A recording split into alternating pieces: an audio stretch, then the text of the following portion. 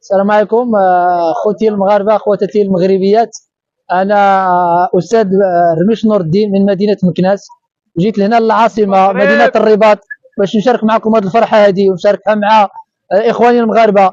حقيقه انبهرت بهذا الكم الهائل ديال المغاربه الاحرار اللي جاوا باش يشجعوا المنتخب المغربي، اللي كنتمنى له بهذه المناسبه يفوز ان شاء الله باذن الله تعالى، وغنفوزوا باذن سامي العليم. حقيقه ما حضرش المقابله الاولى اللي كان ديال الافتتاح، كان افتتاح رائع رائع رائع، ماشي بالراي ديالي ولكن براي جميع يعني العالم كامل كيفتخر بالمغرب، وكيفاش انا كمغربي ما نفتخرش بالمغربيه ديالي.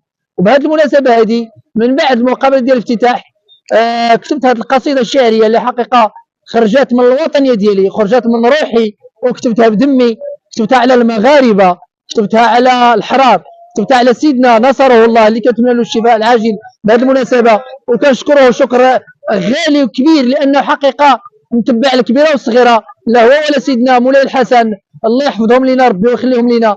كان سيدنا مولاي الحسن تحت المطر داخل بكل تواضع، رغم انه المكانه ديالو الراقيه على المستوى العالمي، متواضع، ملك مشروع ملك متواضع. وانا جيت تحت المطر، مشينا على الجمر ما عنديش مشكل، ملي سيدنا مشى تحت المطر انا مشيت على الجمر ما عنديش مشكل. وهذه القصيده هذه بعنوان وطنيون حتى النخاع، يعني كانت يعني وطنيه بمعنى الكلمه، كنفتخر بها وكنفتخر بالمغاربه حقيقه بكل فخر. احنا جنود مجندون وراء صاحب الجلاله نصره الله. دمنا سيدنا الا بغى دمنا نعطيوه له، لانه حقيقه فعلا احنا فخورون باننا مغاربه، وفخورون بما اللي عندنا هذا الملك هذا اللي سهر على الكبيره والصغيره. وجيت نشجع المنتخب الوطني من مدينه مكناس، نشجع المغاربه ونكون معهم. وتحيه ديالي للنساء المغربيات بكل حراره، ماشي غير مغربيات، هادو مغاربه عمر بهم فمك، ديرهم في كتافك وما تخافش منهم. المغاربه احرار بمعنى الكلمه، وطنيون حتى وطنيون بمعنى الكلمه. وكنوجه الشكر ديالي لرجال السلطه ورجال الامن حقيقه اللي قايمين واحد الواجب كبير كبير كبير بزاف.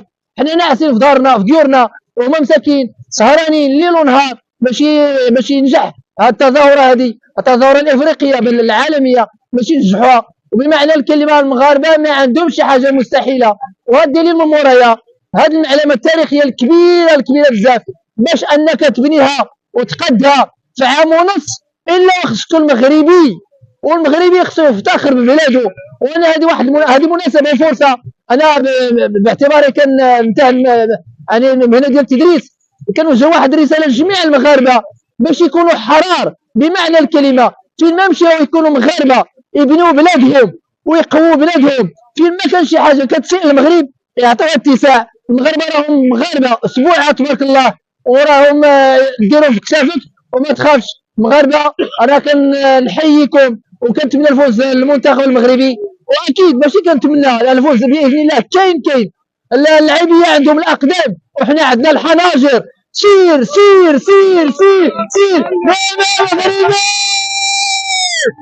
شكرا لك اخي الراسي. اليوم حنا حاضرين الاستاذ مولاي عبد الله. nous sommes très fiers جايين فرنسا pour supporter les Lions de l'Atlas. nous sommes extrêmement fiers de porter nos couleurs haut et fort. رحنا vraiment contents بزاف. رحنا هنا aujourd'hui باش نشجعوا المغرب منتخب، وان شاء الله la victoire. ان شاء الله les joueurs يروننا fiers، وان شاء الله ديما المغرب كيفاش كنقولوا حنا جايين من فرنسا باش نشجعوا المغرب، وحنا دائما المغرب، وديما المغرب. ديما المغرب. شكرا. Vous vous dégonflez. Salam alaikum. Nous sommes très heureux d'être là aujourd'hui au Maroc avec ces jolis stades que Sa Majesté le Roi a construit au Maroc. Il envoie un message très fort à travers toute l'Afrique, à travers le monde. C'est un événement qui va faire vibrer les familles, les enfants, tous les Marocains et même toutes les personnes, parce que beaucoup de personnes aiment le Maroc. Et voilà, Tahiyati le Maghrib. Nous allons mettre l'ambiance aujourd'hui. Alors c'est assez calme pour le moment, mais on a encore le temps de mettre l'ambiance. Et Inch'Allah, on va rentrer, on va créer une bonne ambiance. Et puis voilà, la Dima Maghrib. La